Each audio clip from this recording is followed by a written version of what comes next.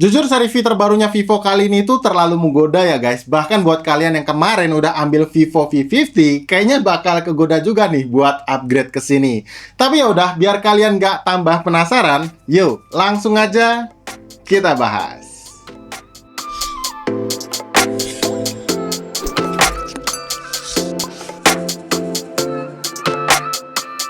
Halo guys, ketemu lagi barengan saya Iksan. Oke, jadi di tangan saya sekarang ini udah ada Vivo V60 ya. Smartphone seri V terbaru dari Vivo yang bisa dibilang ini masterpiece-nya seri V buat sekarang deh. Gimana nggak? Upgrade yang dikasih dari seri V sebelumnya itu banyak banget di sini guys. Bahkan Vivo V60 ini jadi smartphone seri V pertama yang dikasih lensa optikal 50 megapiksel Z telephoto dan jadi smartphone pertama di Indonesia yang membawa chipset terbarunya Snapdragon, yaitu Snapdragon 7 Gen 4. Nah, buat kalian yang setelah nonton video ini nantinya langsung tertarik beli, saya mau infoin dulu nih, kalau Vivo V60 ini hadir dengan 3 buah varian RAM dan storage ya. Ada varian 8/256GB yang dijual dengan harga 6,999 juta, 12/256GB yang dijual dengan harga 7,499 juta, dan untuk varian tertingginya adalah 12/512GB yang dijual dengan harga 8,499 juta. Dan buat kalian yang beli sekarang, masih bisa dapetin benefit eksklusif tambahannya ya, yang menurut saya ini menarik banget guys. So, bisa langsung kalian cek aja promonya di produk Softcase yang nongol di sini, atau bisa juga lewat link pembeliannya yang pastinya udah saya cantumin di kolom deskripsi. Oke, kalau ngomongin soal desain, dari dulu desainnya seri V itu emang nggak pernah ngecewain ya. Varian warnanya eye-catching semua, ada Spotlight Grey, Dancing Blue, dan Festive Purple kayak yang lagi kita bahas sekarang. Looks-nya premium, feel di genggamnya juga nyaman, dan yang bikin kaget, dengan ketebalan setipis ini, ternyata kapasitas baterai yang dibawa itu tambah gede guys, yaitu sebesar 6500 mAh. Untuk build quality-nya pun ini udah solid ya, walaupun emang agak sayang aja sih, untuk bagian frame-nya masih belum dipakein bahan material aluminium gitu. Untuk di sisi atas HP-nya ini ada lubang mic, grill speaker, dan juga sensor infrared. Di sisi kanan ada tombol volume dan juga tombol power. Di sisi kirinya polos aja nggak ada apa-apa. Sedangkan untuk di bagian bawahnya ada slot SIM tray yang cuma bisa nampung 2 buah kartu nano SIM card, lubang mic lagi, port charger USB Type-C, dan ada 1 buah grill speaker lagi yang udah jelas ya. Kalau Vivo V60 ini udah dual stereo speaker guys, yang buat kualitasnya ya udah oke lah, walaupun untuk di bagian bassnya sedikit kurang nendang. Kalau untuk layar, Vivo V60 ini udah dibekali desain layar micro quad curve display ya. Panel layarnya AMOLED 6,77 inci, resolusinya Full HD+, dan untuk tingkat kecerahan layarnya tembus di angka 5000 nits. Jadi ya mau kalian pakai buat di indoor ataupun outdoor, visualisasi gambar di layarnya tentu aja jadi lebih kelihatan jelas. Untuk refresh rate-nya juga udah 120 Hz ya. Jadi buat yang hobinya scrolling timeline sosmed bakal lebih dimanjain lagi nih, karena jadi kelihatan mulus. Ya, so far sih selama saya pakai ya cukup puas loh sama kualitas layarnya. Apalagi pas dipakai buat nikmatin gambar-gambar dari hasil jepretan kameranya nih, yang kelihatan tajam, detail, dan tentu untuk reproduksi warnanya juga udah kelihatan vibrant. Kalau untuk performa, nah ini nih guys yang menarik dari Vivo V60 ini. Jadi, Vivo V60 ini udah dibekali chipset Snapdragon 7 Gen 4 yang untuk skor AnTuTu benchmarknya itu tembus di angka 1 juta. Untuk skor benchmark Geekbench 6-nya pun angkanya terbilang tinggi ya. Single core-nya bisa dapetin di angka 1286 dan untuk multicore-nya di angka 3690. Tentu dengan hasil skor benchmark yang tinggi ini, kalau kebutuhannya sekedar buat sosmedan atau war tiket konser gitu, ya udah bisa dibilang keentengan ya. Bahkan buat kalian yang hobi ngegame, walaupun looks-nya udah cakep begini guys, performanya ternyata monster loh. Contohnya waktu saya pakai buat main game Mobile Legends nih, untuk settingan grafisnya mentok di resolusi HD dengan frame rate-nya yang super. Dan buat rata-rata FPS yang saya dapat pas main bisa nyaris mentok di 90 FPS. Mainin game PUBG Mobile juga saya nyaris bisa dapetin rata-rata FPS di 60 loh, sedangkan settingan grafis yang saya pakai pas main mentok di smooth ekstrimnya. Nah, kalau untuk mainin game berat kayak Genshin Impact, menariknya walaupun settingan grafis defaultnya masih terbaca di lowest 30 fps, tapi pas saya coba main di settingan grafis high 60 fps-nya, rata-rata fps yang saya bisa dapat masih terbilang tinggi loh, yaitu 46 fps. Oh ya, Vivo V60 ini juga jadi smartphone seri V pertama yang dikasih fitur bypass charging ya, yang tentu aja ini bisa jadi value tambahan buat kalian yang mau upgrade atau mau nyobain Vivo V series untuk pertama kalinya.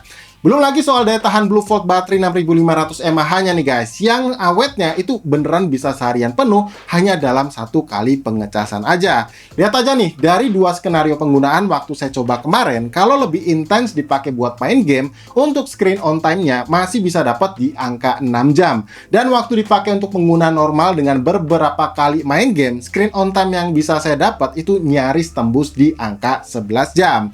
Dan semisal baterainya ini tuh lowbat ya, buat isi daya baterainya lagi dari 1% sampai penuh itu cuma butuh waktu 62 menit aja loh. Yang tentunya ini berkat support flash charge 90 wattnya guys, yang untuk kepala chargernya udah tersedia di dalam paket pembeliannya.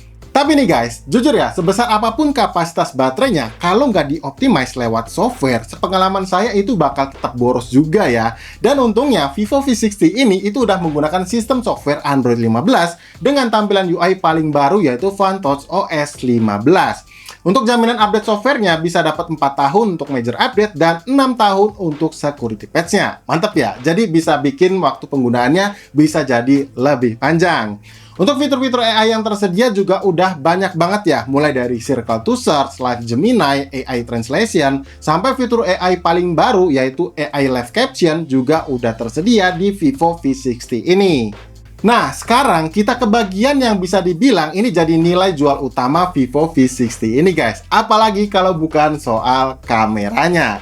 Jadi guys, Vivo V60 ini udah dibekali 3 buah lensa kamera di bagian belakang bodinya ya. Ada lensa 50 megapiksel Z main kamera, 50 megapiksel Z telephoto kamera, 8 megapiksel Z ultra wide angle kamera, dan 1 buah lensa 50 megapiksel Z front kamera di bagian depan layarnya sini. Yang buat kualitasnya, jujur saya sampai dibikin speechless nih guys sama hasilnya. Gambarnya kelihatan detail, tajam, untuk processing warnanya juga pas ya, nggak lebay. Bahkan rasanya kayak lagi foto-foto pakai kamera flagshipnya Vivo loh. Dan bagian yang paling nyenengin pas lagi main-main sama kameranya itu waktu pakai mode portraitnya guys. Karena seperti biasa ya, Vivo itu udah nyediain yang namanya fitur Z multifocal portraits di mode portrait kameranya. Mulai dari focal length 23 mm sampai ke 100 mm. Oh ya, by the way untuk focal length 85 mm dan 100 mm-nya ini tuh baru ya di V series. Jadi kalau mau hasil jepretan kameranya nanti kayak gini hasilnya, bisa dicoba ya untuk manfaatin 2 focal length barunya ini. Di mode fotonya juga Vivo udah kasih filter kamera film ala-ala nostalgic gitu ya. Tinggal swipe aja ke atas kayak gini di mode fotonya, lalu tinggal pilih deh mode frame dan juga filternya di sini. Nggak cuma sampai di situ aja ya guys, karena Vivo V60 ini juga udah nyematin banyak fitur AI di bagian kameranya. Ada AI Magic Move, AI Image Expander, AI Erase 3.0, dan yang paling baru adalah fitur AI For Season nih guys, yang bikin gambarnya bisa jadi kayak gini. Gokil ya, jadi nggak perlu jauh-jauh ke luar negeri lagi nih buat bisa nikmatin foto 4 musim kayak di luar negeri. Sementara untuk hasil perekaman videonya kayak gimana, kalian bisa nilai sendiri aja deh lewat beberapa sampel videonya berikut ini. Ya, jadi guys, ini adalah hasil kualitas perekaman video dari lensa kamera utamanya ya, yang saya rekam di resolusi maksimalnya yaitu 4K 30 fps. Ya, secara dynamic range ini jelas luas banget ya. Kalian bisa lihat langitnya masih kelihatan cukup biru, walaupun sejujurnya secara realita ini lagi cukup berpolusi ya. Tapi di preview sini kelihatan jadi biru kayak gitu guys. Nice sih untuk processingnya. Oke, sekarang saya coba untuk dinyalakan ya fitur EIS-nya di mode standar. Dan seperti ini guys hasilnya. Ini direkam di resolusi 4K 30 fps pastinya. Dan kalau dilihat di preview, jelas ini jauh lebih stabil daripada yang tadi. Kompensasi seperti biasa, ini gambarnya jadi sedikit lebih nge-crop, tapi worth it lah buat kalian pakai kalau kalian butuh gambar yang terlihat stabil. Oke, sekarang saya pindah ke lensa kamera depan guys, dan beginilah untuk kualitas perekaman videonya. Kalau lihat di preview layarnya sini, ini jelas cakep ya. Warnanya oke, dynamic range-nya juga luas. Cuman sayangnya untuk stabilisasi gambarnya, ini nggak bisa kalian aktifin di mode 4K 30 fps-nya guys. Jadi cuma bisa di 1080p-nya aja. By the way, waktu kalian pakai untuk perekaman video kamera depan, itu secara default yang merekam di mode 0,8x ya, yang bikin field of view di belakang background kalian ini jadi lebih luas. Tapi bisa kalian juga pindah ya, dedicated ke 1 kali seperti ini, atau 2 kali kalau kalian butuh lebih zoom. Tapi saya sih lebih suka yang versi 0,8 kalinya ini ya guys. Karena ya kalau kalian lagi ngevlog, tentu aja kalian pengen field of view di belakangnya ini kelihatan lebar ya, biar masuk ke frame gitu. Untuk kualitas audio mikrofonnya sendiri gimana guys? Apakah suara saya terdengar cukup jelas atau enggak? Bisa bantu juga ya, tulis di kolom komentar yang ada di bawah.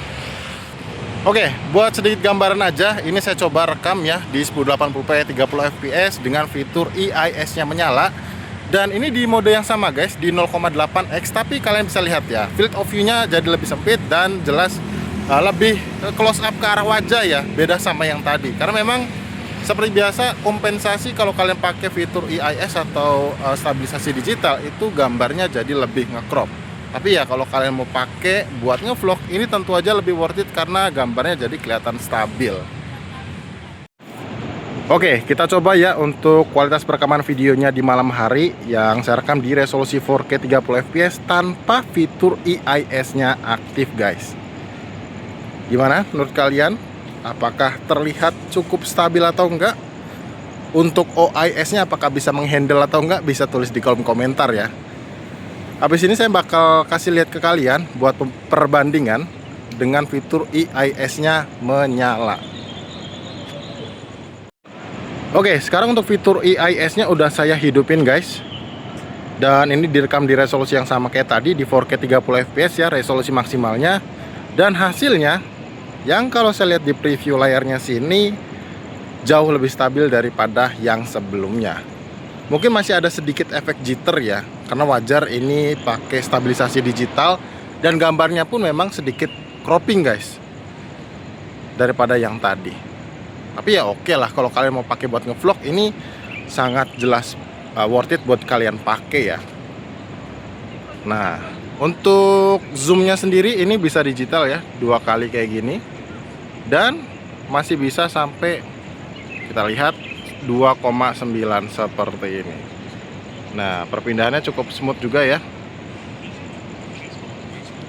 Ya, seperti ini. Dan sayangnya dia nggak bisa pindah lensa guys, di resolusi 4K ini ke lensa kamera depan.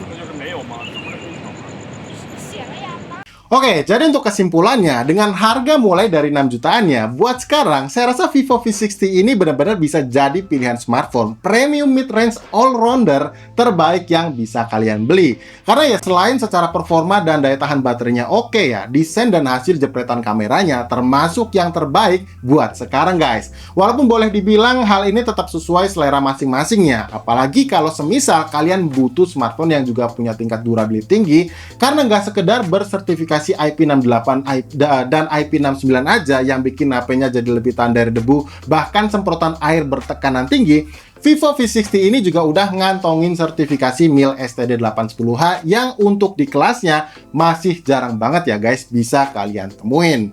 Catatan dari saya sih palingan ada di hasil perekaman videonya aja nih, yang sebetulnya saya rasa masih bisa dioptimalin lagi ya lewat kemampuannya lewat update software yang berikutnya. Dan satu lagi nih guys, kalau kalian butuh smartphone yang udah support eSIM, sayang banget nih, Vivo V60 ini masih belum tersedia. Tapi semisal dengan catatan tadi kalian masih berminat untuk beli, bisa langsung aja lagi-lagi cek produknya di produk showcase yang ada di pojok sini, atau bisa juga lewat link pembeliannya yang pastinya udah saya cantumin di kolom deskripsi. Well, saya rasa cukup segitu dulu aja guys video review kita soal Vivo V60-nya ini. Seperti biasa, jangan lupa untuk bantu klik tombol like-nya kalau kalian suka ya, dan bantu share juga ke teman-teman kalian karena barangkali video review kita kali ini bermanfaat. So, kalau gitu sampai di sini saya Iksan pamit guys, dan tentunya sampai kita ketemu lagi di video review yang berikutnya. Peace out.